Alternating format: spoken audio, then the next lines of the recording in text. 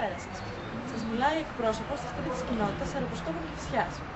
Μετά από την υπέροχη μεγάλη δράση που πραγματοποιήθηκε στα Χανιά της Κρήτης και ήταν αυτή η οποία μας κίνησε το δημοσιογραφικό μας ενδιαφέρον, ψάξαμε, βρήκαμε και σας παρουσιάζουμε 3 συγκλονιστικές χρονικές βεντέτες. Έχουμε ένα έκτακτο περιστατικό μιας έντονης λογομαχίας μεταξύ ενός Κρητικού και ενός Αθηναίου που μπορεί να εξελιχθεί σε βεντέτα, κυρίες και κύριοι, στην οδό Σαμπουτζά.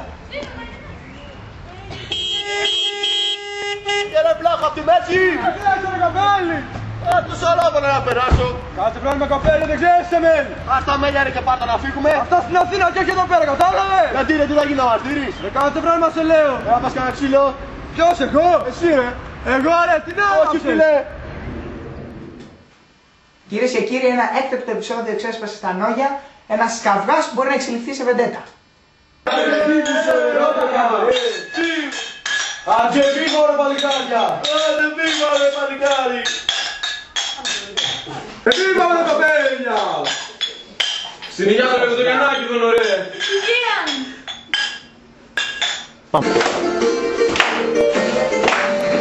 Συγχώρε συμφόρα πάνω να χορέψει ένα τραγούδι! Ωρε, όταν χορεύει ο Μάνος ο Ματινάκης δεν χορεύει κανένας άλλος! Ξέρεις ποιος είμαι εγώ ρε σύντεκνε! Εγώ ξέρεις ποιος είμαι, σου είπα ήταν λίγο πριν! Ρε εγώ είμαι ο Σύμψος ο Λεβεντογιαννάκης της γνωστής οικογενείας ρε! Ποιος γνωστής οικογενείας ρε, εμείς είμαστε η οικογένεια! Τι πες τώρα ρε! Ρε παιδιά, μην το χαλάσουμε τώρα. Αφού είστε και οι δύο πάρα πολύ καλοί στα όπλα, γιατί δεν βγαίνουμε να κάνουμε ένα αγώνα στο σημάδι? Τι νομίζεις φοβάμαι αυτό! Είμαστε τηλεθεατές, μέσα σε μόλις λίγα λεπτά ξέσπασε και τρίτο επεισόδιο βεντέτας. Θα συνεχθούμε αμέσως τώρα να δούμε τι έχει γίνει.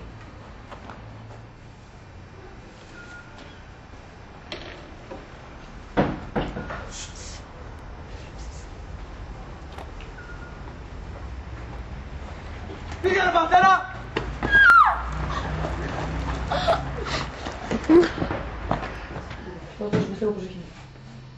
Έλα ρε γυναίκα, τρέχα γρήγορα στο σπίτι. Ήρθε ένα κορίτσι και έκλεψε το μιτσάρα. Και να σου πω, κοίτα στα βιβλία, αν υπάρχει κάποιος κανονισμός που να λέει αν ξεκινάει βεντέτα όταν ένα κορίτσι κλέψει ένα αγόρι. Κάπου εδώ φτάσαμε στο τέλος. Ό,τι παρακολουθήσατε, σας εγγυόμαστε ότι δεν έχει καμία σχέση με την πραγματικότητα και είναι απολύτως ψευδή όλα.